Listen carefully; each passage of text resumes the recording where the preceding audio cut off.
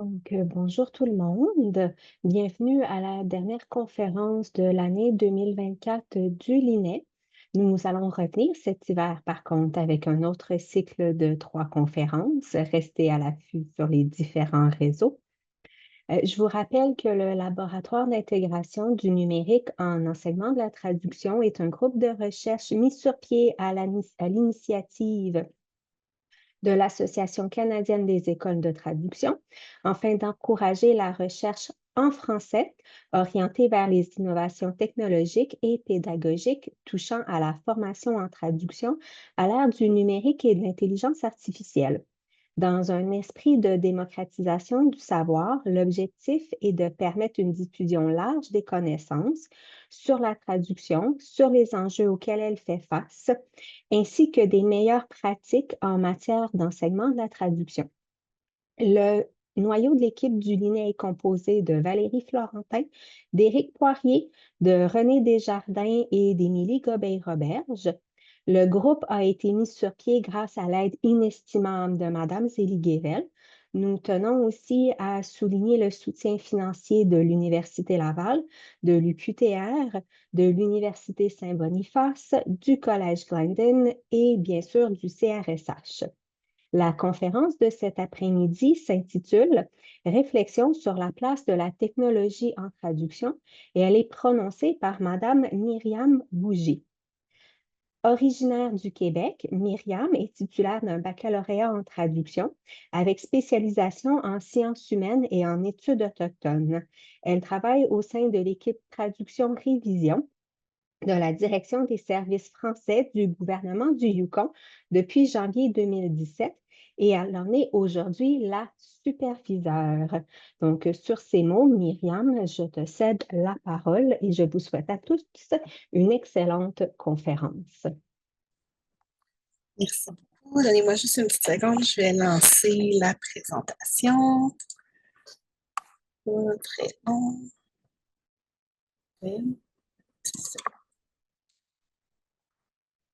Donc, est-ce que... Oui, je pense que vous voyez...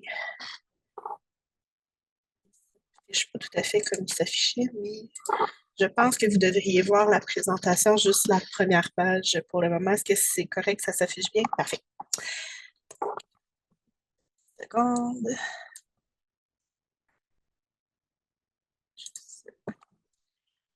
Donc, je suis un peu nerveuse. Bonjour tout le monde. Merci beaucoup d'être avec moi aujourd'hui. J'espère vraiment que ce que j'ai à vous partager va vraiment répondre à certaines de vos questions. C'est vraiment un plaisir pour moi d'être ici aujourd'hui. Puis je remercie l'équipe du LINE pour l'invitation. Donc, comme Alexandra l'a dit, mon nom est Myriam Boucher. Je suis traductrice agréée, superviseure de l'équipe de traduction de la Direction des services en français du gouvernement du Yukon. Je suis diplômée de l'Université du Québec à Trois-Rivières. Je fais partie des premières cohortes, en fait, qui ont fait le bac en ligne. Donc, j'avais choisi le profil thématique sciences humaines et études autochtones. Puis, plusieurs de mes cours thématiques, je les avais suivis avec l'Université Laval et je suis diplômée depuis 2015. La traduction, c'est pour moi une deuxième carrière. Pendant une dizaine d'années, j'ai été technicienne juridique, en droit notarial. Je travaillais en immobilier puis en procédure non contentieuse. Puis, comme je disais, je suis arrivée en janvier 2017. Je suis superviseure de l'équipe depuis 2021. Quand je suis arrivée ici, c'était simplement pour un contrat de travail qui devait durer juste quelques mois. Pendant que j'étais ici, il y a un poste qui s'est ouvert, puis j'ai décidé de tenter ma chance. Je suis revenue m'installer ici au Yukon avec ma petite famille, malgré le fait que je ne suis pas quelqu'un qui aime l'hiver particulièrement, puis c'est un peu ce que je voulais vous montrer, juste pour vous faire sourire. La journée que je suis arrivée, en fait, il faisait un magnifique -40. Et vous pouvez voir que que mes cils sont gelés. C'était glacial. Pourtant, j'ai décidé de rester ici parce que en fait, pour un petit peu tout ce que je vais vous présenter aujourd'hui, vous allez peut-être comprendre pourquoi j'ai trouvé ça aussi stimulant, l'envie de rester ici. Donc, je travaille pour la direction des services en français. Ça fait maintenant presque 8 ans. Donc, vous vous doutez qu'il y a eu beaucoup, beaucoup de changements en 8 ans. Un des plus gros changements, en fait, c'est qu'on est passé à travers une réorganisation complète qui a commencé en 2019-2020. À l'origine, la direction était plus un service de traduction très traditionnel. Il y avait aussi une école de français, puis un bureau de promotion de l'offre active. Un des objectifs de la réorganisation, ben, c'était de transformer la DSF en une agence centrale. Vous voyez à l'écran la mission qui a été comme créée à ce moment-là. Donc, pour jouer le rôle d'agence centrale qui offre des services centralisés et appuie sa clientèle, ben, la DSF embauche environ 25 personnes. Puis il soutient aussi plusieurs postes désignés bilingues à travers les différents ministères clients. Les employés bilingues ne travaillent pas nécessairement avec la direction, mais il y a un certain soutien des communications quand même qui se passe. Nos clients sont donc les ministères et organismes publics du gouvernement. Leur clientèle, c'est la communauté franco-yukonaise ou n'importe qui veut recevoir des services ou de l'information en français au territoire. Ça ne se limite pas nécessairement juste aux francophones, en fait. La DSF se positionne comme étant un expert qui peut aider ses ministères clients à servir leur clientèle à eux. Avec la réorganisation, ça s'est séparé en deux grandes divisions. L'aménagement linguistique, qui est vraiment beaucoup plus l'aspect formation, évaluation des compétences linguistiques, politique linguistique, donc vraiment l'aspect servir de la mission. Puis les communications bilingues, qui offrent des services conseils en communication, des services de traduction-révision, donc vraiment l'aspect informé de la mission. Puis, le rôle de la DCF est un peu dicté par la loi. En fait, c'est la loi sur les langues du Yukon qui vient reconnaître en fait que le français et l'anglais sont des langues officielles du Canada, donc par extension du Yukon. Il y a un souhait d'accroître la prestation des services en français au Yukon aussi, qui est comme indiqué dans la loi. Puis, ça parle aussi de l'égalité de statut du français et de l'anglais. Donc, les lois et règlements au Yukon sont traduits, en fait, sont en français et en anglais. Les deux versions ont la même valeur légale. Puis, les textes législatifs, en fait, sont la responsabilité du bureau des conseillers législatifs. Puis, nous, une des choses qu'on fait, c'est on est en contact avec eux, on discute de certaines choses, puis on leur donne un certain soutien, mais j'en reparlerai un petit peu plus loin. Les textes législatifs, c'est vraiment une des seules choses qui ne passent pas par nos bureaux, qui n'est pas gérée par la direction des services en français. Donc, en 2021, ça a été vraiment une année charnière pour la direction des services en français. Le nouveau positionnement comme agence centrale, ben, ça nous a amené vraiment beaucoup, beaucoup de changements. Donc, comme je le disais plus tôt, la création de la division de communication bilingue. Les communications bilingues, en fait, c'est la fusion de ce qui était la coordination de la traduction, la gestion du web, l'équipe de traduction et l'équipe de communication. Pour l'équipe de traduction elle-même, ça n'a pas représenté vraiment beaucoup de changements parce que les tâches restaient essentiellement les mêmes, mais il y a quand même, dans la façon de faire les choses, ça a amené vraiment beaucoup de changements. Pour vous donner une petite idée, en fait, les communications bilingues, c'est composé d'une gestionnaire, d'un analyste des communications qui s'occupe des communications de la direction elle-même, d'un soutien au bureau du ministre aussi. Puis pour ce qui est du processus de traduction, ben, en fait, les trois autres équipes ont un rôle à jouer. Les conseillers en communication sont vraiment le point de contact de la clientèle. C'est elles qui vont ouvrir une demande, c'est elles qui vont s'assurer que toute l'information est là, que tous les documents sont là, que les consignes sont claires, que la commande est claire. Les gestionnaires de projets de traduction, eux, vont assigner le travail, vont choisir si ça va aux ressources internes, aux ressources externes, ils vont voir les disponibilités, ils vont prendre les consignes aussi qui ont été données par les conseillères pour déterminer vraiment qui est la meilleure ressource pour faire un projet. Puis c'est aussi eux qui offrent un soutien technologique avec les e-services, tout ce qui est formulaire en ligne, les nouvelles plateformes, tout ce qui demande un certain aspect plus technologie. Puis pour ce qui est du rôle des traducteurs, réviseurs, des traductrices réviseurs, je vais revenir un petit peu plus tard. Donc, en 2021, la DSF, on a fait un gros, gros changement d'approche. C'est au-delà de la structure, la réorganisation nous a amené à repenser complètement la façon dont on faisait les choses. Et on a vraiment eu un tournant où plutôt que de se concentrer sur les tâches, on se concentrait vraiment sur les responsabilités qui étaient attachées à ces tâches-là. Donc, on peut toujours résumer le rôle de l'équipe de traduction en disant qu'elle produit, révise des traductions, qu'elle gère l'environnement de traduction, les mémoires, les banques terminologiques, les guides de rédaction, qu'elle s'assure que la voix du gouvernement est respectée dans les différentes communications. Si on y va un petit peu plus dans le détail, on fait un peu tout ça. Donc, dans le fond, dans les détails, on est la voix de la fonction publique en français. C'est nous qui adaptons des choix qui sont faits par les rédacteurs anglophones à la réalité francophone. Un excellent exemple, en fait, c'est l'écriture inclusive.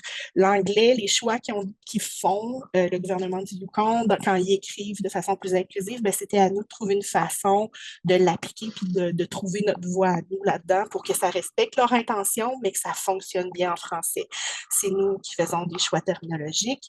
C'est nous qui arrivons avec des recommandations de préférence de rédaction pour essayer de proposer des produits le plus uniformes possible en français. D'ailleurs, on est parfois appelé à réviser des textes qui ont été rédigés en français. L'objectif est toujours d'appliquer cette lentille-là. On est aussi responsable de la traduction vers le français de tout document écrit, produit pour le public par le gouvernement du Yukon, exception faite des lois et règlements. Puis, on fait aussi quelques traductions vers l'anglais, mais c'est essentiellement pour aider la communication. Donc, ça va être des courriels, des formulaires qui ont été remplis en français, ce genre de choses-là.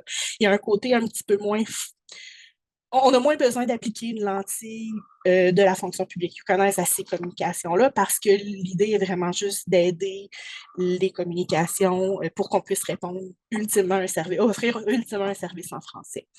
On est aussi responsable de l'évaluation des traductions qui sont produites par l'équipe externe. C'est nous qui développons en fait les ressources pour les aider, mais aussi les grilles pour les évaluer et tout ça.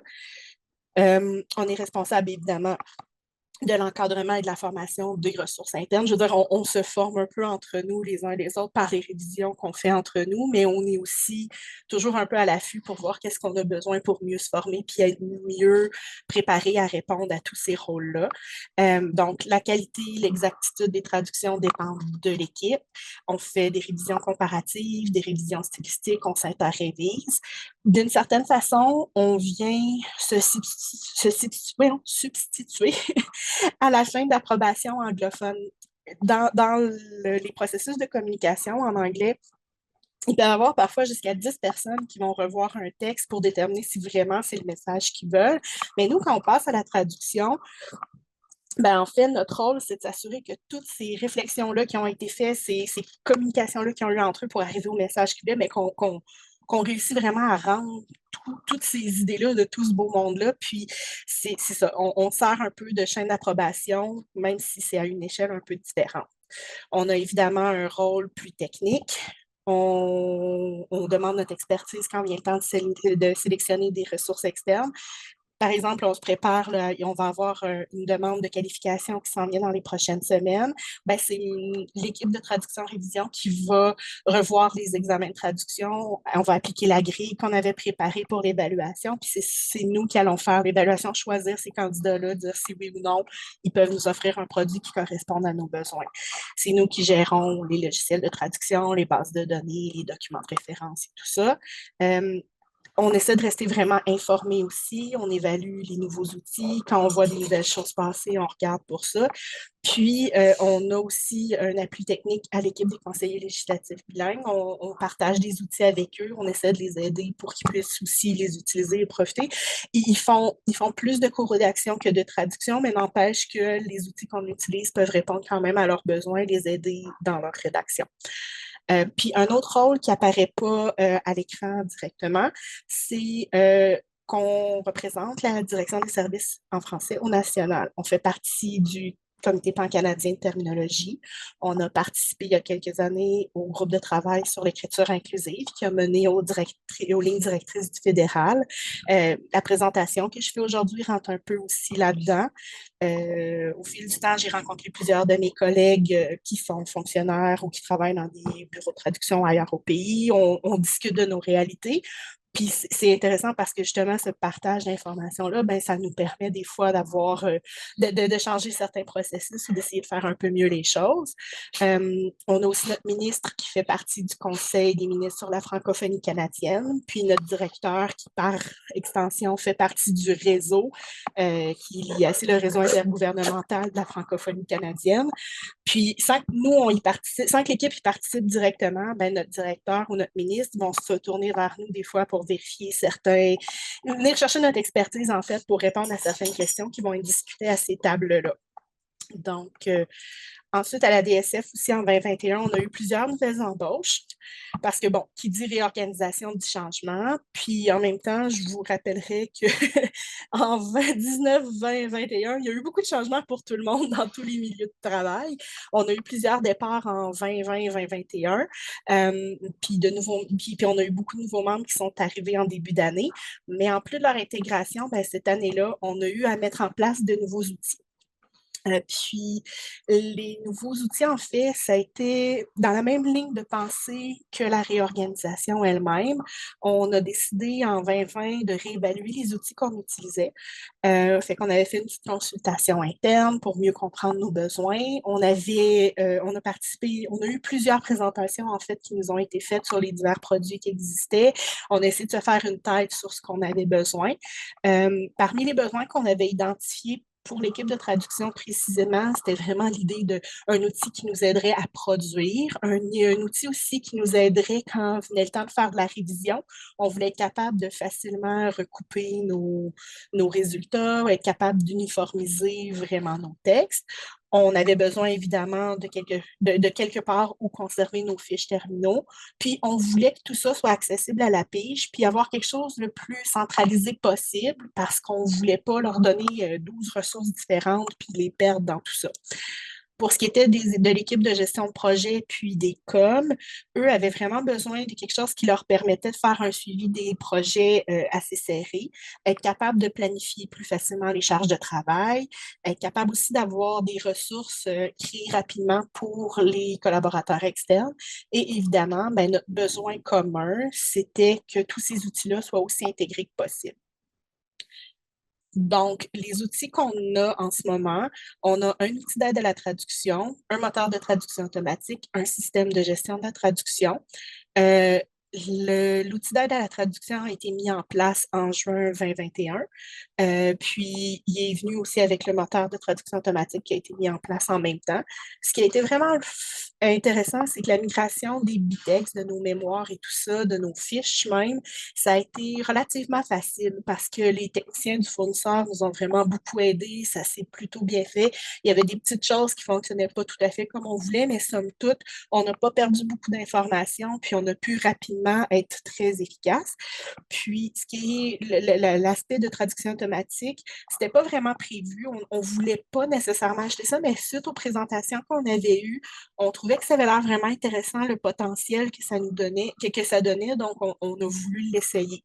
Donc, on a un moteur de traduction automatique neuronal qu'on a entraîné à partir de nos bases dès qu'on a commencé à l'utiliser en 2021. Puis environ 18 mois plus tard, on a refait un entraînement pour essayer de voir s'il y avait eu des changements importants. On avait mis quelques trucs en place pour la gestion de nos corpus, avoir des meilleurs alignements. On voulait vraiment voir si ça faisait une différence. Puis ensuite, en novembre 2021, ça a été la mise en place du système de gestion. Dans leur cas, ça a été un petit peu plus difficile parce que les données de l'ancien système, lui, n'ont pas pu se transférer. Donc, toutes les notes qu'on avait sur les anciens dossiers, ben, on les a perdues. C'est comme un petit peu toujours à recommencer avec ce type de système-là. C'est un peu dommage. Puis, un des grands constats qu'on a fait dans la mise en place de tout ça, c'est que c'est quand même vraiment difficile de faire bien comprendre nos besoins aux techniciens informatiques, de respecter toutes les étapes pour intégrer un nouveau logiciel dans une grande organisation comme la nôtre. Mais ça, j'en reparlerai un petit peu plus tard. Donc, après 3 ans, les constats qu'on peut faire, c'est que, qu'on le veuille ou non, ben, les outils sont au cœur de notre travail. On pourrait difficilement bien faire notre travail sans le soutien technologique qu'on a. Je veux dire, on a une panne, on peut fonctionner, mais ça prend vraiment beaucoup plus de temps, puis on est un peu pris au dépourvu, c'est certain. Quand on a eu les présentations des différents produits, ceux qu'on a achetés particulièrement, il y avait vraiment beaucoup, beaucoup de fonctionnalités qui nous étaient présentées. Puis on se rend bien compte que même si ça fait presque 3 ans qu'on les utilise, ben on les utilise pas pleinement. Il y a plein de choses qu'on a mis côté quand on a commencé en se disant oh, on va y revenir plus tard pour vraiment voir comment l'utiliser. Puis finalement, ben on l'a jamais fait parce que le quotidien prend beaucoup de place, parce qu'on a de la misère à changer ces processus-là un coup que ça roule. La le temps que ça prendrait pour le mettre en place, des fois, ben, ça nous fait perdre un peu. On n'a pas autant le temps qu'on voudrait. Puis cela dit, c'est vrai pour les outils spécialisés pour la traduction, mais je pense que c'est vrai aussi pour n'importe quel autre outil.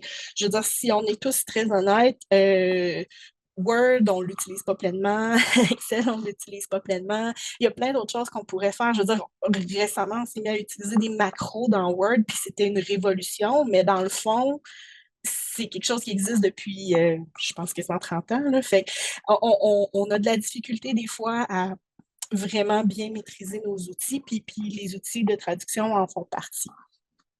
L'intégration qu'on nous avait promise entre les outils, pour nous, ça n'a pas vraiment répondu. En fait, on n'a pas eu cette intégration-là tout de suite. Ça fait peut-être 1 mois que notre outil d'aide à la traduction et notre gestionnaire euh, vraiment fonctionnent vraiment bien ensemble. Puis même encore là, il y a encore quelques bugs. Après ça, ben, je vous ai parlé qu'on avait intégré la traduction automatique. Ça donne vraiment des bons résultats, mais par bons résultats, je ne dis pas que ça rend. C'est des bons résultats. C'est vraiment intéressant ce que ça donne, mais nous, on l'utilise seulement à l'interne. On n'envoie jamais ça à l'externe. On ne leur demande pas de faire des révisions stylistiques ou des post-éditions. On veut vraiment le faire par nous-mêmes. Ça sert à la production. Quand on traduit, on a les suggestions qui nous proviennent des traductions automatiques, puis c'est nos traducteurs réviseurs qui prennent les décisions, qui décident quoi utiliser, qui y arrivent avec le résultat. Évidemment, c'est toujours un défi pour les traducteurs réviseurs qui sont moins expérimentés. C'est plus difficile, puis on s'en rend bien compte. La production interne a augmenté. Ça, c'est indéniable. Dès les débuts, avec le nouveau système, on a eu une courbe vraiment rapide où on a vu que les choses allaient mieux. C'était pour nous une preuve, en fait, que ces nouveaux outils-là correspondaient vraiment mieux à nos besoins. Euh, on a conservé quand même les mêmes cibles de production parce qu'un des objectifs, nos cibles de production pour nous, sert vraiment plus à la planification qu'à vraiment atteindre certains objectifs.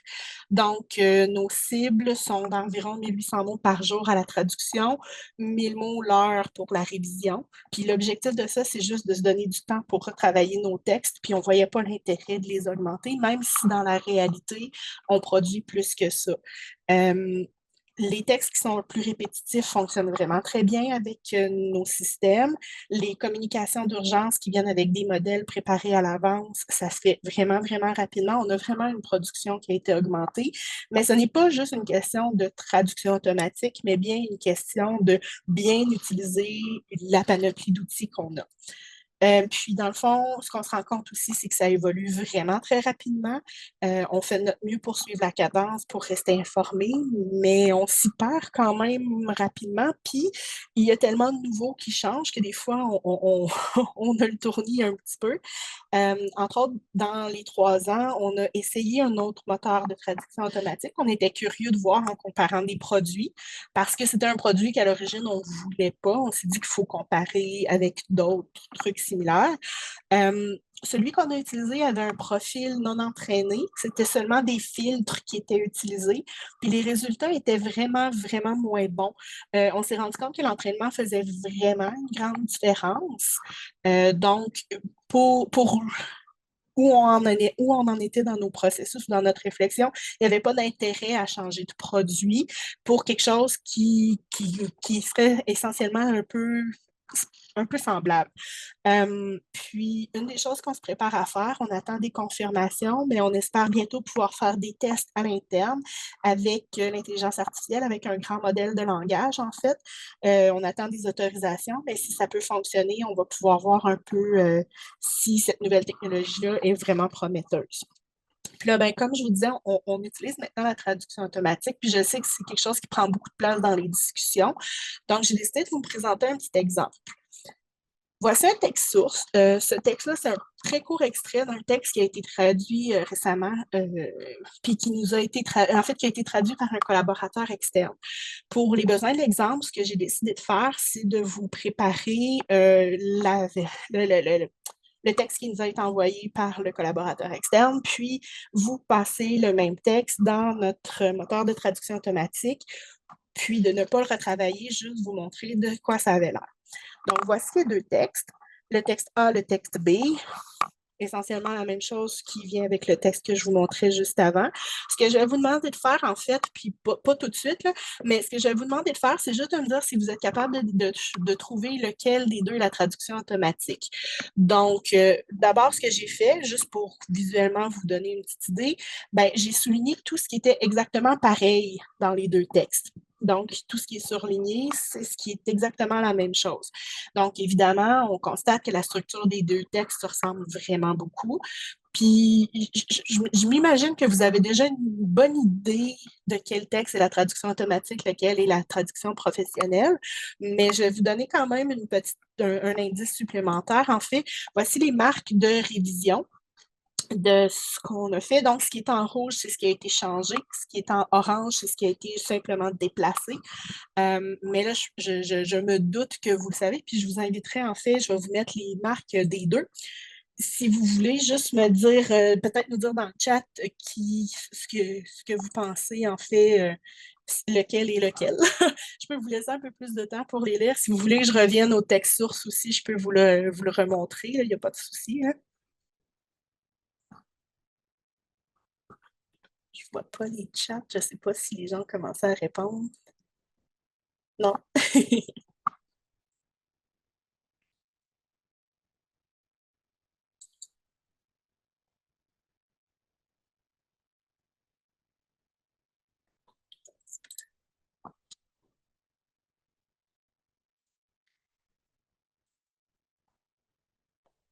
Ben, dans le fond, je ne sais pas si vous avez une petite idée du quel est lequel. Je pense que c'est quand même un peu évident.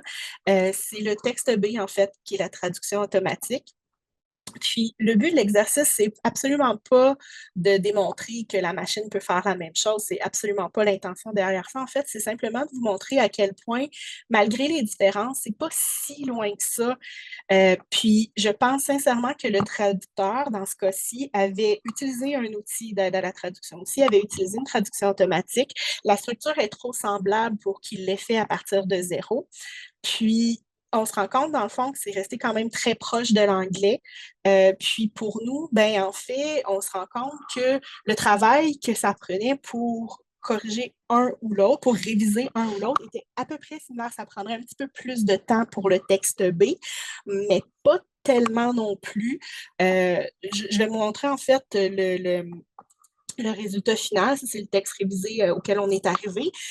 Il ne reste pas si différent non plus de ce qui a été proposé. En fait, on a surtout déplacé certains éléments, s'assurer que ce soit un petit peu plus fluide.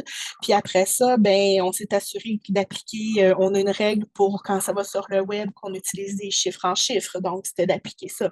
On a évidemment une politique pour l'écriture inclusive. Donc, les personnes diplômées, ben, c'est quelque chose qui avait été suggéré par la Pige, que nous, évidemment, on a conservé. Puis c'est ça. Fait que c'était vraiment le temps de le retravailler là, mais essentiellement, ce qui nous a été livré par la pige, ben, il a fallu le retravailler quand même, avec peut-être pas tellement, ça ne nous a pas pris nécessairement tellement de temps de plus à refaire que si on était parti pour la machine. C'est pas nos processus, mais je pense que c'est quelque chose que les pigistes, les agences, les cabinets doivent réfléchir, c'est qu'on a vraiment besoin, quand on reçoit un produit, que ce soit retravaillé suffisamment pour avoir cette plus-value-là. Moi, je voudrais juste le relire. De façon générale, on a besoin de juste les relire, puis le travail est déjà fait. Mais dans certains cas, on tombe dans ces textes-là où est-ce que peu importe la raison, ça nous a été livré avec peut-être un certain manque de polissage, ou est-ce que les outils n'ont pas été bien utilisés. Donc, c'est vraiment quand même quelque chose qu'il faut discuter, je pense, en tant que professionnel. Ensuite, ben, l'utilisation d'outils.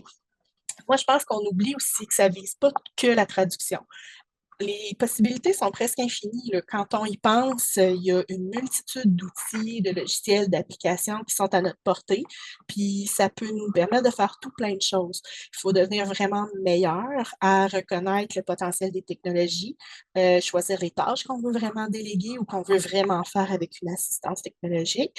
Il y a des outils pour classer des courriels, gérer des ressources, faire de la planification. Une des choses qu'on a commencé à tester, nous, de notre côté, c'est avec l'intelligence artificielle. C'est pour des conversions d'images.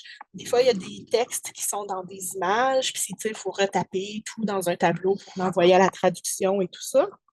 Ben, en fait, avec l'intelligence artificielle, on a commencé à faire des tests pour créer automatiquement ces tableaux de colonnes-là. Puis là, jusqu'à maintenant, les derniers tests étaient plutôt prometteurs. On est en train de voir qu'est-ce que ça peut nous permettre de faire. Euh, nos collègues qui sont aux communications utilisent les grands modèles de langage pour créer des contenus, puis ils en créent vraiment beaucoup. Ça augmente beaucoup leur production en contenu aussi.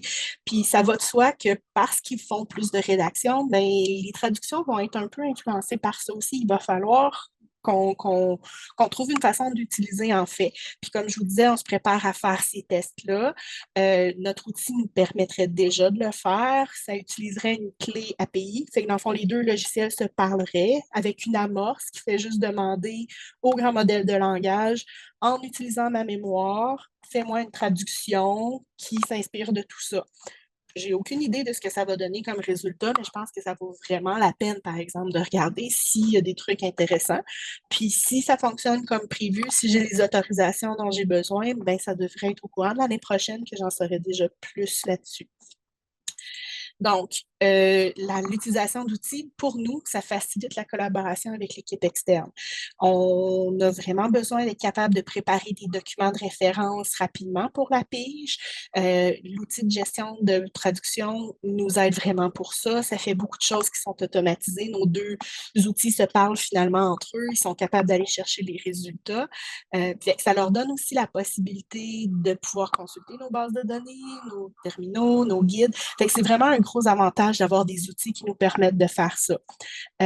Puis, une des choses, par exemple, qu'il faut, je pense, faire attention en tant que donneur d'ouvrage, là, je mets vraiment le chapeau de donneur d'ouvrage, c'est que, surtout pour les particuliers, ça peut être vraiment difficile de suivre la cadence avec les nouveaux outils qui sont sur le marché, tout ça. Puis, je pense que ça peut être difficile pour eux d'être bien outillés.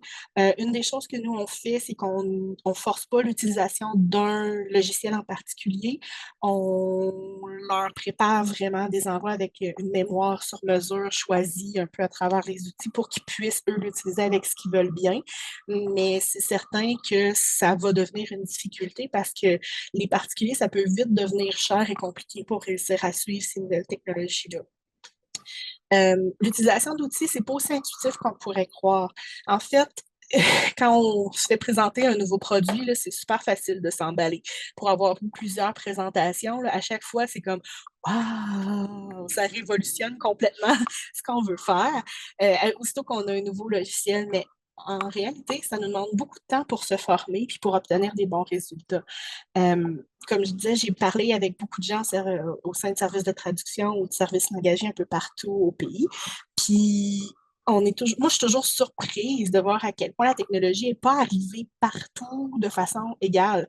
Il y a plein de gens qui ont encore des solutions maison, des Excel qui remplissent, puis qui ont de la misère, puis qui bug parce qu'il y a deux personnes qui l'ouvrent en même temps. Puis des fois, ça fonctionne super bien aussi, sauf que ce que je veux dire par là, c'est que mettre en place des nouveaux processus, avoir accès à des nouveaux outils, c'est pas gagné d'avance, puis c'est pas facile pour tout le monde. C'est difficile d'avoir le temps de concilier tout ça, puis de concilier ça avec juste la réalité quotidienne d'où on veut produire, où on veut que ça fonctionne, où on veut que ça avance. Puis, tu sais, dans la même veine, moi, j'ai des adolescents, puis la première fois que je les ai vus essayer d'utiliser un Word ou d'enregistrer un fichier ou d'envoyer un courriel, c'était quand même impressionnant. Puis pourtant, on aurait l'impression que ces jeunes-là, ben, ça viendrait naturellement. Donc, je pense qu'on a tendance à penser que c'est facile, mais ça l'est pas. Ça l'est pas autant qu'on le croirait, en fait. L'utilisation d'outils aussi, moi, je pense que ça doit être supervisé par les humains, en particulier quand on parle de traduction automatique, parce que s'il n'y a personne pour réfléchir et valider ce qui est produit, ben, on a un risque d'erreur très élevé. Le défi, en fait, pour les puis j'y reviens un petit peu. Pour les traducteurs moins expérimentés, c'est vraiment un défi quand on a travaillé, commencé sa carrière travaillant avec de la traduction automatique. C'est pas toujours facile parce qu'ils ont tendance à faire plus confiance à la machine qu'à leurs propres instincts. Puis étrangement, on dirait qu'ils oublient que l'erreur, ben, c'est pas juste humain, en fait. L'erreur est pas qu'humaine. Mais la machine aussi, elle en fait. Puis on l'a vu dans l'exemple un peu plus tôt. Je veux dire, les lourdeurs que la machine pouvait faire, ben, ils étaient là quand même, tu sais, malgré le fait que c'est ça. Un des gros avantages, par exemple, c'est que la machine, elle ne va jamais, jamais souffrir du syndrome de la page blanche. Elle a toujours une réponse. C'est un avantage, mais c'est aussi un inconvénient parce que qu'elle comprenne ou qu'elle ne comprenne pas, elle va avoir une réponse. Puis elle va t'offrir une solution. Puis la solution qu'elle va t'offrir, ben, c'est un peu comme souvent les débutants vont faire quand ils ne comprennent pas bien leur texte, ils vont coller beaucoup, beaucoup à l'anglais. Ou sinon, ben, ils vont partir avec une interprétation un peu, un peu n'importe comment parce que quelque part dans les dédales de la machine, ben, ils trouvaient qu'il y avait une certaine logique. Puis, tu sais, dans tous les cas, je pense que de réfléchir à comment on veut former la relève, comment l'aider à se préparer, je pense que c'est vraiment quelque chose qui est important. Les outils, peu importe les outils, il y a quelque chose qui va rester, on s'en rend compte. On a besoin de ça pour bien encadrer notre travail, je pense. Mais il faut vraiment qu'on trouve comment tirer notre épingle du jeu. Puis faut utiliser tout ce qui est à notre portée en connaissance de code, bien comprendre nos objectifs, savoir quand on veut les utiliser, comment les utiliser. Fait que je pense que développer l'esprit critique, le sens des responsabilités, c'est vraiment, vraiment essentiel parce que la seule chose que la machine ne pourra jamais vraiment faire, c'est être responsable de ce qu'elle produit. Parce que ultimement, je pense pas qu'on va pouvoir tenir la machine responsable, vraiment. Fait qu'il faut pas tomber dans le piège, il faut se poser des questions. Je pense que la plus-value de l'humain, ça repose vraiment sur le regard critique qu'il peut poser, puis sur la responsabilité qui peut lui être attribuée. Puis, tu sais, pour moi, ça tombe bien parce qu'une des choses qui m'a attirée vers la profession de traducteur, en fait, c'était de la curiosité, l'envie de comprendre. Fait que ça tombe plutôt bien dans ces cordes-là. Ensuite, ben, l'utilisation d'outils va demander de la préparation puis de la planification. Ça revient un peu à l'idée de la supervision par les humains, mais je le vois plus en fonction de qu'est-ce qui doit venir avant. Euh, Parce que l'évaluation des résultats, ça va, c'est une chose, on se pose des questions et tout, mais il faut prévoir du temps vraiment pour comprendre ce qu'on cherche à faire, pour bien comprendre pourquoi on cherche à le faire, puis pour bien configurer tous les paramètres. Je veux dire, même pour la traduction automatique, au-delà de l'entraînement qui se fait de façon obscure par le fournisseur, il y a aussi des filtres qu'on peut ajouter, il y a aussi, mais toutes ces choses-là, il faut les explorer, il faut les comprendre pour comprendre pourquoi on obtient ou pas les résultats qu'on cherche. Par exemple, dans notre cas, ce qu'on a fait, c'est dans nos processus, on a ajouté une étape de vérification des alignements. Puis l'objectif de ça, c'était vraiment d'améliorer les résultats de nos mémoires, s'assurer qu'ils soient vraiment en ordre, puis qu'il n'y ait pas de trop d'alignements qui étaient brisés. Dans certains cas, quand on va lancer notre traduction, on ajoute des documents de référence auxquels on va donner plus de poids pour s'assurer que ce soit les premiers résultats qui nous arrivent. Mais tout ça, ça se règle par des processus internes. Puis tout ça, ben, c'est nous qui devons réfléchir à tout ça pour venir à bout de le faire.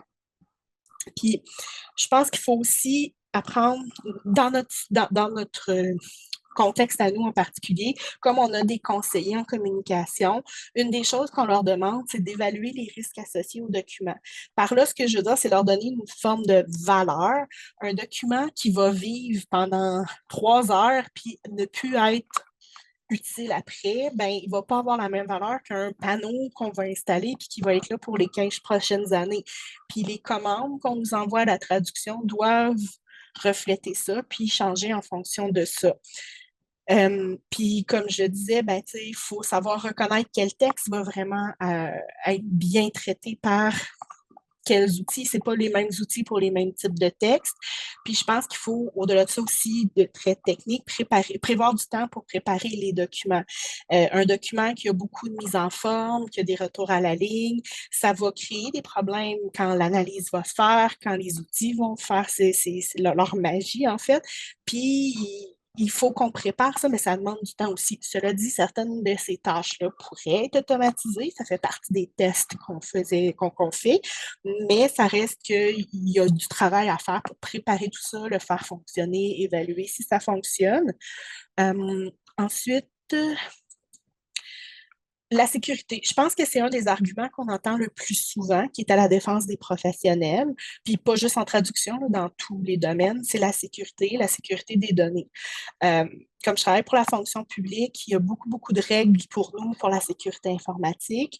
On a un réseau qui est protégé, puis ça a été quand même un défi, par exemple, pour accorder des accès aux collaborateurs externes. Il a fallu vraiment qu'on encadre ça pour pouvoir bien le faire.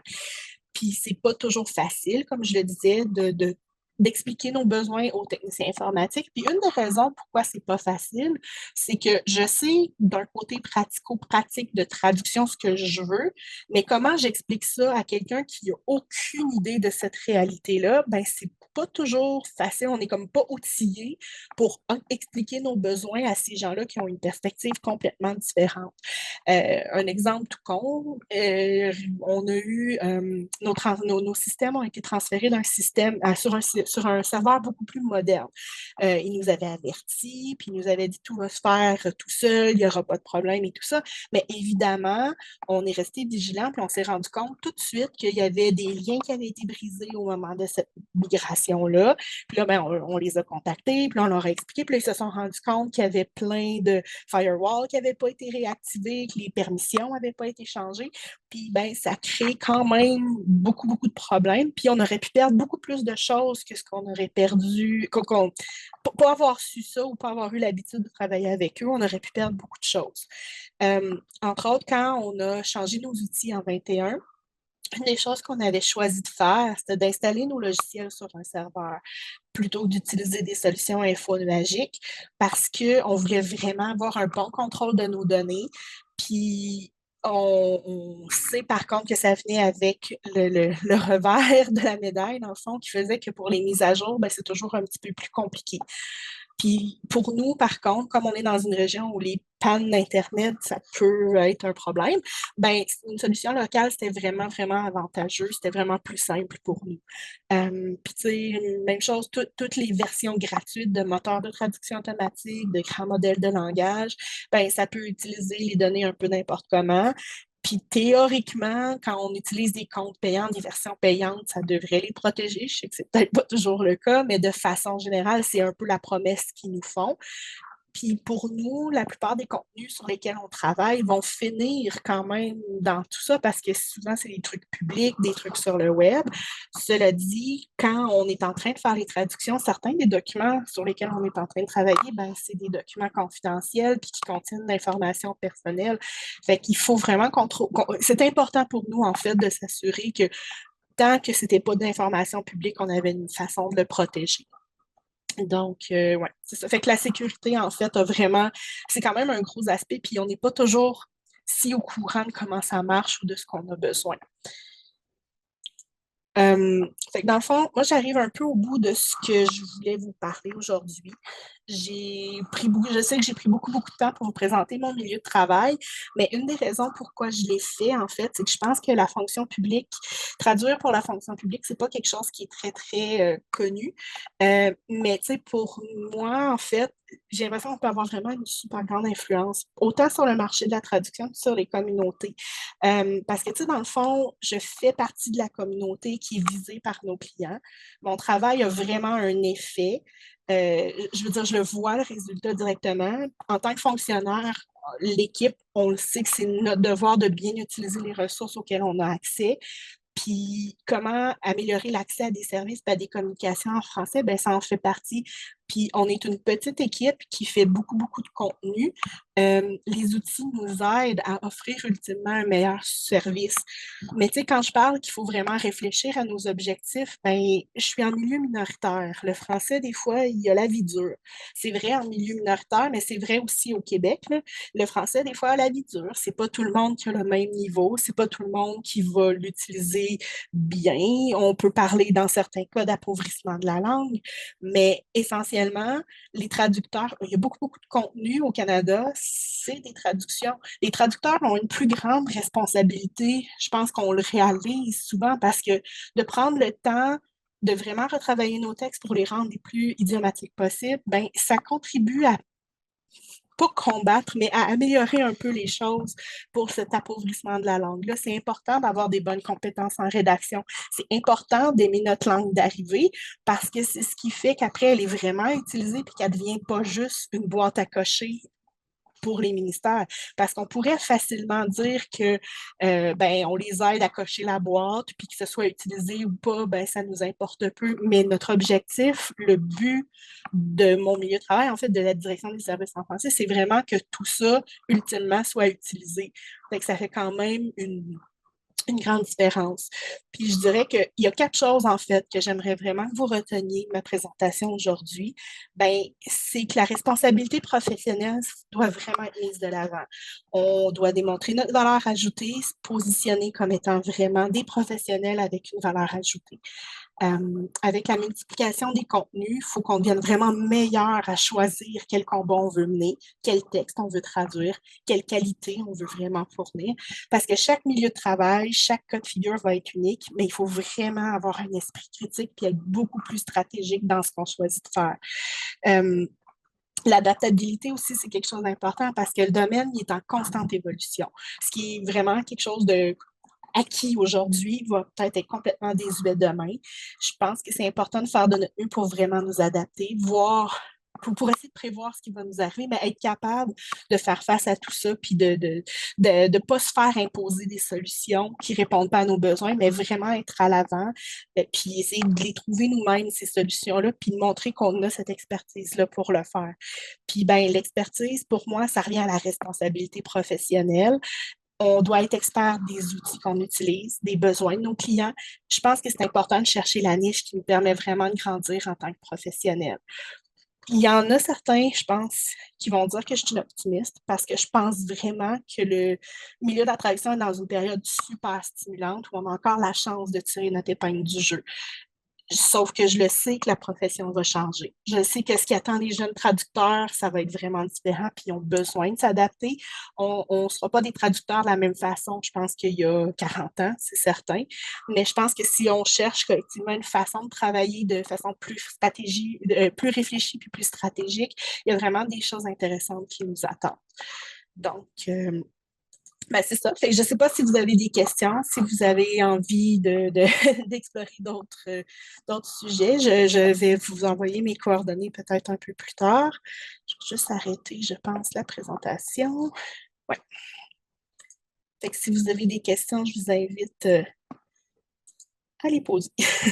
Merci beaucoup, Myriam. On peut peut-être te faire des applaudissements virtuels. Wow. Et là, c'est là qu'on verra notre capacité à trouver les réactions dans le Zoom ou pas. Donc, et comme le disait Myriam, effectivement, j'ouvrirai sur la période de questions. Donc, je suis certaine que ce que nous a présenté Myriam ouvre la voie à des questions, des commentaires, etc. Donc, qui se lance en premier?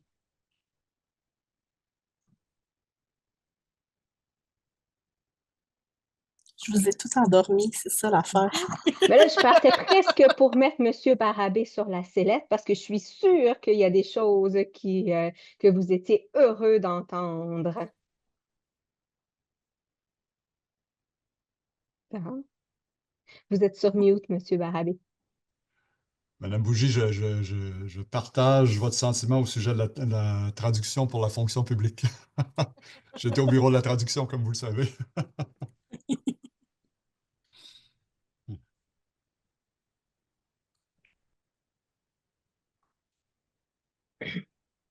En fait, moi, je vais peut-être mettre quelqu'un d'autre sur la sellette. Il ne va pas aimer ça, je pense. Mais on a Michel Gélina qui est avec nous, qui est en fait un des conseillers législatifs bilingues pour le gouvernement du Yukon. Je ne sais pas si au moins tu voudrais dire bonjour, Michel, ou si tu es avec l'équipe et que vous vous cachez en arrière de la caméra, là.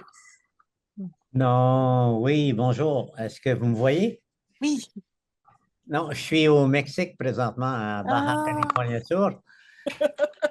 Mais lorsque le bureau m'a avisé que c'était Myriam qui faisait la présentation, je voulais absolument l'écouter parce que Myriam est super gentille, dynamique, puis elle a beaucoup de savoir. Et on a embarqué une partie de notre équipe chez les conseillers législatifs au gouvernement du Yukon pour les lois et les règlements, a embarqué avec les logiciels machines puis neurologiques. Euh, et moi, personnellement, j'aime bien ça. Je trouve que, et Myriam l'a bien souligné, l'apprentissage, tu peux sentir tu ne produis pas aussi vite au début, mais dès que tu maîtrises les fonctions de base, tu vois que la vitesse de croisière augmente. Alors, moi, j'aime bien ça. Et puis, j'espère que ça va continuer. Euh, Présentement, je travaille sur un document, puis on a eu une panne d'électricité. Tu mentionnais ça, Myriam.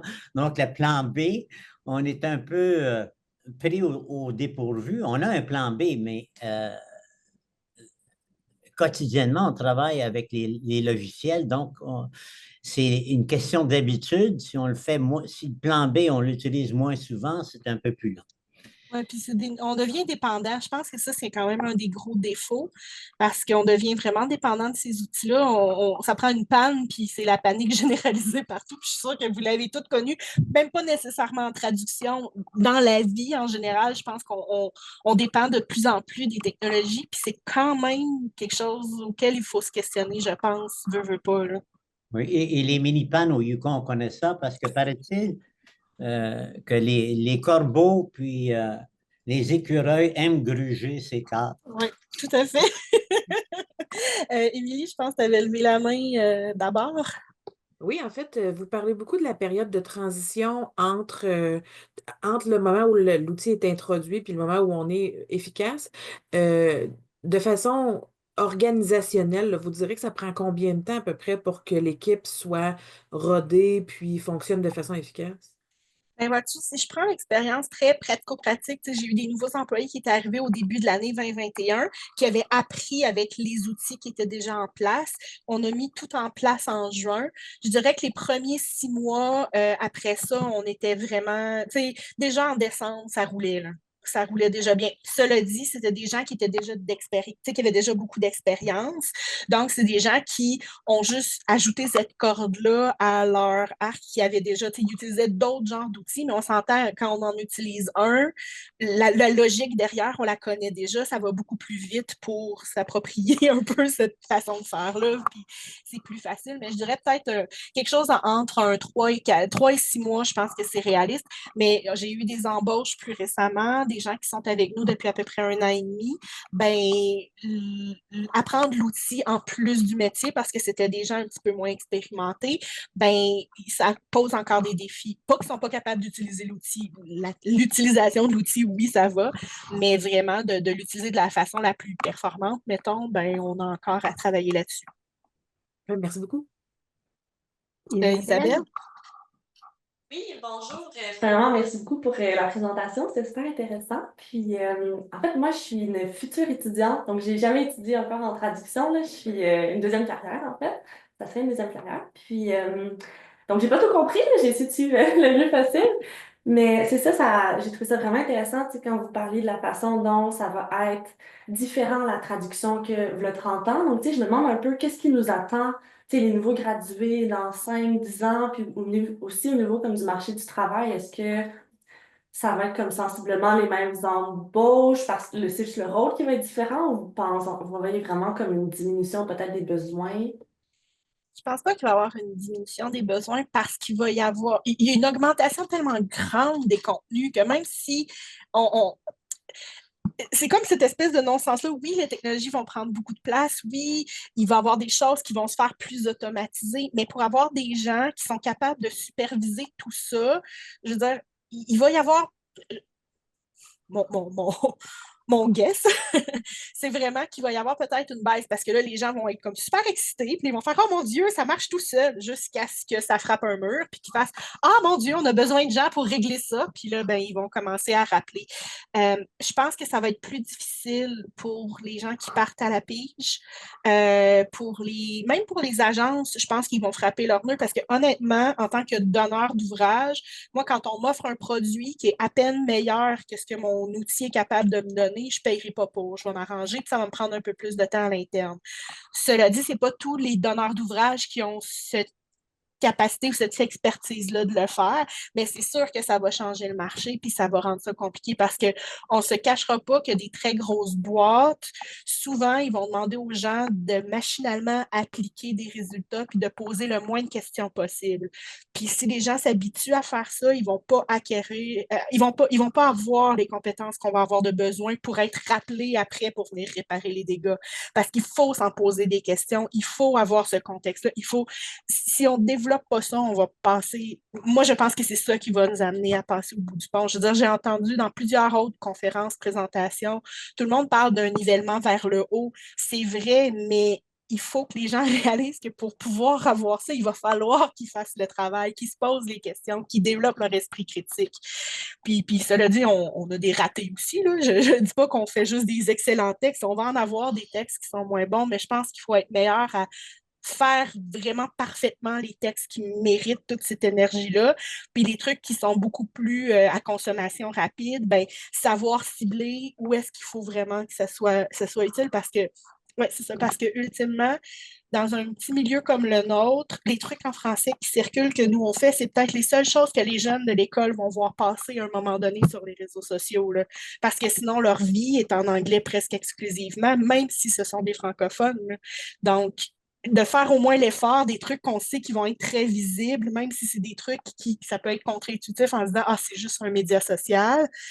Ben oui, mais c'est ce qui va être le plus consommé au bout du compte. Là. Fait que c'est de faire un peu la part des choses, mais c'est pour ça que je dis, peu importe le milieu dans lequel on est, d'avoir vraiment ces réflexions-là à qu'est-ce qu'on cherche à faire, où est-ce qu'on veut s'en aller. C'est vraiment ces questions-là, je pense qu'il faut se poser. Je suis pas sûre que je réponds tout à fait à votre question, mais c'est... Quand même, c'est ça. Tu sais, ce que j'entends aussi, c'est est-ce que vous entendez au sein du gouvernement, là, c'est sûr que vous êtes au UQAM, mais tu sais, en général aussi au sein du gouvernement fédéral, qu'il y aurait cette envie-là de faire l'effort de plus, de, tu sais, bien réviser les textes qui ont été faits dans une intelligence artificielle pour s'assurer d'avoir la vraie qualité du français? Je pense que tout le monde souhaite ça. Est-ce que la capacité est là ou est-ce que les... Tu sais, même dans les agences, il n'y a personne qui va travailler pour une grosse boîte que son but, c'est d'offrir un mauvais produit. Je pense pas qu'aucun traducteur souhaite ça. Mais la pression que le marché met sur eux fait qu'ils vont faire des choix de production parce qu'ils veulent manger ultimement. Puis je comprends ça, même si c'est dommage, ça reste que c'est une réalité. Fait que je pense, tous les professionnels doivent mettre un peu la pression là-dessus pour venir à bout de faire changer les choses. Ça ne changera pas demain matin, mais je pense que tout le monde individuellement souhaite offrir le meilleur produit possible. Personne veut livrer de la merde. Personne. Avant de passer la parole à Jessie, est-ce qu'il y en a parmi nous qui aimeraient réagir aux questions d'Isabelle, donc Oui, sur l'avenir de la profession de traduction? Moi, je peux mettre des gens sur la sellette, hein, Monsieur Barabé, Émilie. Émilie? Oui, bon, je vais réussir à me démuter. Bonjour Isabelle. Oui, effectivement, je pense que la perception qu'on peut avoir quand on est à l'extérieur du marché, ça peut être que l'intelligence artificielle va diminuer les besoins de traduction. Je pense pas que c'est vrai. En ce moment, moi, je suis chargée des stages pour l'Université Laval. On a encore plus d'offres de stages que d'étudiantes qui peuvent partir en stage. Donc, le marché est très en santé. Et aussi, comme le disait Myriam et comme le disait M. Barabé, je pense, dans son discours d'introduction à son dernier congrès en tant que président, la quantité de contenu qui existe et la quantité de contenu qui est traduite, c'est un pourcentage qui est minime en ce moment. Il y a énormément de contenu qui existe, qui n'est pas traduit. Et comme le disait Myriam, il faut faire les choix sur qu'est-ce qui vaut la peine d'être traduit avec l'intelligence artificielle, qu'est-ce qui vaut la peine d'être traduit avec un être humain. Comme le disait Myriam, le mémo du party de Noël qui, dans 2 semaines, va être fini, s'il passe dans la traduction automatique, c'est moins pire que les lois, que les pancartes routières, que les manuels d'instruction pour un siège de bébé, tous ces documents-là qui sont d'une importance capitale, mais aussi qui vont durer dans le temps, là. Donc, je pense que oui, notre marché, il va bien, mais c'est important en tant que formateur qu'on se concentre à former au nouveau monde qui s'en vient, donc donner des capacités informatiques, de la littératie numérique aux étudiants et étudiantes. Puis l'Université Laval, on fait un travail dans les derniers 3 à 4 ans pour reconceptualiser le programme pour qu'il s'adapte à ces besoins-là. Puis je parle de l'Université Laval parce que c'est là que je travaille, mais on n'est vraiment pas les seuls à le faire. Plein d'autres universités font ce travail-là pour adapter la formation à la profession changeante, mais à mon avis, la profession se porte bien et elle continuera de l'être si on s'adapte avec les besoins du nouveau marché. Monsieur Barabé? 2 secondes. Bonjour, Madame Gauthier-Maillard, vous ne me connaissez pas. Alors, Donald Barabé, l'ancien président de l'Ordre, mais aussi l'ancien vice-président du Bureau de la traduction. Alors, j'ai fait toute ma carrière au Bureau de la traduction.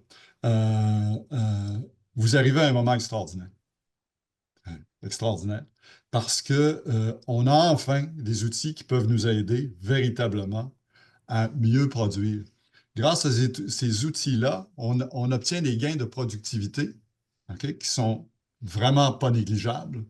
Et une partie de ce gain-là de productivité, du temps qu'on gagne, on peut l'utiliser justement pour améliorer la qualité du produit, la qualité de la traduction. Et ça, c'est formidable. Ça, c'est vraiment formidable. Alors, je vous souhaite. Et en plus, vous avez un atout parce que Émilie vient juste de parler là, des notes pour annoncer le party de Noël là, de la compagnie. Alors, alors, vous avez déjà une spécialité. Je ne sais pas dans quoi vous étiez, qu'est-ce que vous faisiez, qu'est-ce que vous faites actuellement. Alors, vous avez étudié en quelque chose. Vous avez déjà une spécialité. Et le conseil que je donne aux étudiants quand je donne des présentations aux étudiants, c'est spécialisez-vous. OK. Voilà. Donc, Jessie, je crois que vous aviez une question. Vous êtes... C'est bon. Merci beaucoup.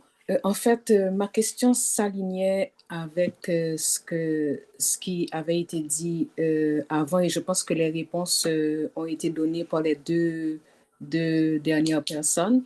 Ma question, c'était, est-ce que dans le contexte comme cela se fait maintenant et vu tout ce qui va arriver avec les technologies à l'avenir, est-ce qu'au niveau des universités, on ne devrait pas commencer justement à préparer les étudiants et futurs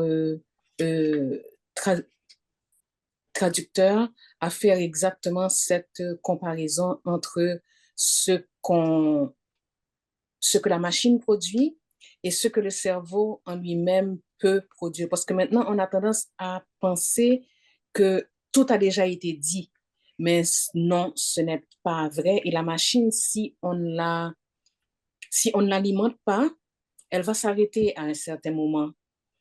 Et personnellement, je suis étudiante maintenant à l'université de Trois-Rivières et je trouve que l'apprentissage de la technologie et du fonctionnement des machines, c'est pas assez étendu, si je peux dire. On n'en a pas assez. Je pense qu'il faudrait peut-être un petit peu plus former les générations à venir à faire cette différence entre ce que la machine peut produire et ce que le cerveau peut rendre comme produit final. En fait, il y a plusieurs choses. D'abord, le gros problème des machines, l'intelligence artificielle en particulier, c'est que si on ne l'alimente pas, elle ne va pas arrêter d'être alimentée, elle va s'alimenter elle-même. Puis ça, c'est un des gros dangers parce qu'elle va commencer à s'alimenter de choses qui n'est pas revérifiée, qui n'est pas encadrée.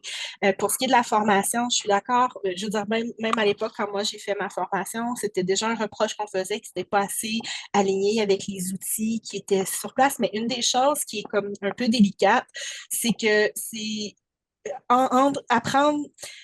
Je pense pas qu'apprendre à utiliser l'outil, c'est ce qui est le plus utile, c'est apprendre la logique derrière ces outils-là, puis apprendre à les questionner, qui va beaucoup plus servir parce que si vous arrivez dans un milieu de travail qui utilise un outil en particulier, vous allez arriver ailleurs, ça va être quelque chose de complètement différent. Possiblement, on n'utilise pas tous les mêmes systèmes parce qu'on n'identifie pas nos besoins tous de la même façon.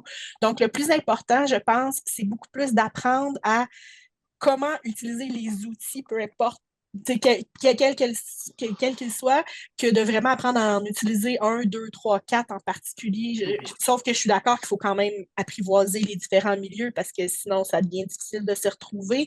Mais il y a certainement une réflexion par les universités qui devrait être faite à comment on peut amener les gens justement à comprendre les grands principes, questionner un petit peu le fonctionnement, puis comment ils peuvent arriver à quelque chose avec tout ça. Mais oui, absolument. Puis je pense que les universités font des gros efforts pour intégrer des programmes d'outils, avoir des cours qui parlent des outils, mais après, ça va dépendre vraiment de ce que vous allez avoir comme parcours après ça qui va faire que ça va être plus ou moins utile. Si vous visez devenir pigiste, c'est sûr que vous n'allez pas aborder les outils de la même façon que quelqu'un qui va travailler dans une grande entreprise. Puis ça revient à ce que je disais aussi. Moi, une de mes peurs là-dedans, c'est que pour tous les gens qui sont des pigistes, des indépendants, ça va être beaucoup plus difficile de suivre cette vague-là. Il y a des produits gratuits, mais on s'entend, ça va être difficile de s'y retrouver et d'être vraiment à la fine pointe quand on n'a pas nécessairement autant de moyens d'amener ça. Tandis qu'une grosse agence, ben, c'est certain qu'ils vont avoir beaucoup plus d'argent à investir là-dedans puis à être beaucoup plus à la fine pointe, sauf que ça ne veut pas dire que les résultats qui vont en sortir vont être plus intéressants. Là. Merci. Et puis, si je peux me permettre, je vais mettre mon chapeau de prof d'université et de secrétaire de l'Association canadienne des écoles de traduction. C'est pas d'hier que l'on reproche au programme de traduction de ne pas assez former pour le marché du travail.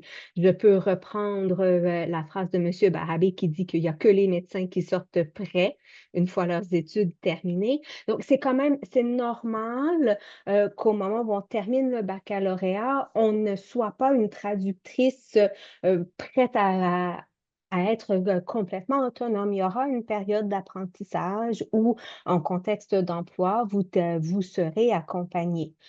Ensuite, l'objectif de l'université est avant tout de vous aider à développer vos compétences et votre esprit critique. Donc, comme disait Myriam, pas nécessairement d'apprendre exactement comment fonctionne Trados et après exactement comment fonctionne WordFast, etc. Mais oui, de ne pas apprendre que les outils sont là. Qu'est-ce que ça veut dire travailler avec les outils? Qu'est-ce que ça veut dire la post-édition? Donc, l'université ne souhaite pas être à la traîne, mais souhaite aussi se questionner sur quel est le bon moment pour introduire tous les nouveaux concepts et les nouvelles réalités dans le parcours.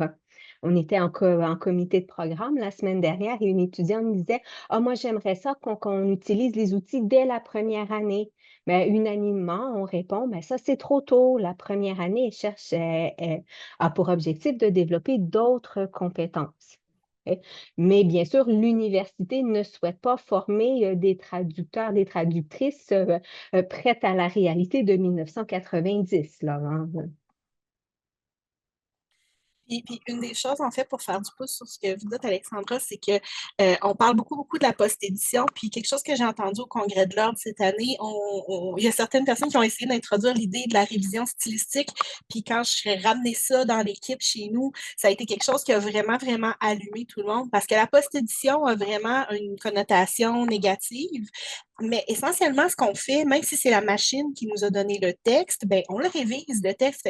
On aimait vraiment beaucoup cette idée-là que c'était une révision stylistique, qu'on s'assurait vraiment qu'on amenait cette ce niveau supplémentaire-là. Fait que je fais juste le glisser ici parce que je trouve que c'est vraiment une belle façon de changer la façon d'en parler aussi. T'sais, oui, on va être traducteur, mais on va aussi être réviseur. Puis pour nous, c'est une réalité. Nos postes ici, c'est traducteur-réviseur. Parce que oui, on produit nos textes, mais on doit aussi réviser ceux des autres. On fait moins d'interrévision en ce moment parce qu'on révise principalement juste nos traducteurs moins expérimentés. Sauf que dans la réalité, on se rend compte aussi que certains textes, si on leur accorde une plus grande valeur, entre guillemets, puis tu sais, par valeur, je ne veux pas dire que certains textes, ils ne comptent pas, c'est juste l'espèce de gestion du risque ou de la durée de vie du texte, ben c'est ça, on va leur accorder une valeur différente. Peut-être que ces textes-là vont justifier une personne de plus à la révision pour être vraiment certain qu'on a tout attrapé parce qu'on reste quand même faillible. Là. Je veux dire, ça sera pas on ne sortira pas toujours le meilleur texte de notre vie à chaque texte qu'on va faire. C'est une réalité. Mais bref, c'est ça. Je voulais juste comme insister sur la révision stylistique parce que je trouvais ça vraiment plus parlant puis vraiment plus valorisant aussi, en fait. Est-ce qu'il y aurait d'autres questions ou d'autres interventions? Là, je fais la prof d'université, je compte à rebours de 10-0 dans ma tête avant de gentiment clore la conférence d'aujourd'hui. Donc, la première chose que je vais faire, c'est de remercier encore chaleureusement et sincèrement Myriam qui est venue nous parler de sa pratique professionnelle et de la place de la technologie dans son service à elle, de ses réflexions sur la technologie. Donc, merci beaucoup Myriam. Merci beaucoup au public. Donc, d'avoir été ici, d'avoir partagé votre vision des choses. Et puis, comme on est le 13 décembre, je me permets de vous souhaiter des joyeuses fêtes, une bonne et heureuse année 2025. Et donc, restez à l'affût. La prochaine conférence du LINES sera en février de l'année prochaine. Merci beaucoup tout le monde. Merci tout le monde.